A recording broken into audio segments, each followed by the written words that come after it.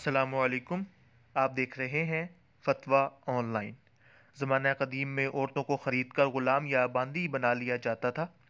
मोहम्मद अरबी सल्लल्लाहु अलैहि वसल्लम के दौर में भी ये सिलसिला चलता रहा। क्या अब भी शरीयत किसी औरत को बांदी या ग़ुलाम बनाने की इजाज़त देती है? आइए फतवा ऑनलाइन की ज़ुबानी सुनते हैं। लेकिन इस मसले को जानने से पहले अगर आपने हमारे चैनल फतवा ऑनलाइन को सब्सक्राइब नहीं किया तो आपसे गुजारिश है कि हमारे चैनल को ज़रूर सब्सक्राइब कर लें, बेल आइकन को भी दबा लें ताकि आप हमारी हर नई आने वाली वीडियो का नोटिफिकेशन हासिल कर सकें। आज के मसले की तरफ चलते हैं। आज के ज़माने में किसी औरत या किसी की बीवी को बांदी बनाकर इससे सोहबत की जा सकती है।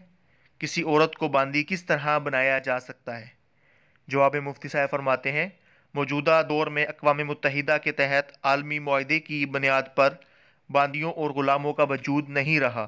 इसलिए किसी मर्द व औरत की मजबूरी, लाचारी और गुर्बत व मस्कनत की वगैरह की बुनियाद पर इसे ग़ुलाम या बांदी बनाना और फिर इस बांदी के साथ बीवी वाले ताल्लुकात कायम करना जायज़ नहीं। इन हर दो अमूर से एहतराज़ लाजिम है। अल्लाह रब्बुल इज़्ज़त से दुआ है कि अल्लाह पाक हमें दीनी मसाइल को समझने और उन पर अमल करने की तौफ़ीक अता फ़रमाए। मोहतरम नाज़रीन, अगर आपने अभी तक हमारे चैनल को सब्सक्राइब नहीं किया तो मज़ीद ऐसे मसाइल को जानने के लिए हमारे चैनल को ज़रूर सब्सक्राइब कर लें, बेल आइकन को भी दबा लें ताकि आप हमारी हर नई आने वाली वीडियो का नोटिफिकेशन हासिल कर सकें। अगली वीडियो तक के लिए फतवा ऑनलाइन को इजाज़त दीजिए। अल्लाह हाफिज़।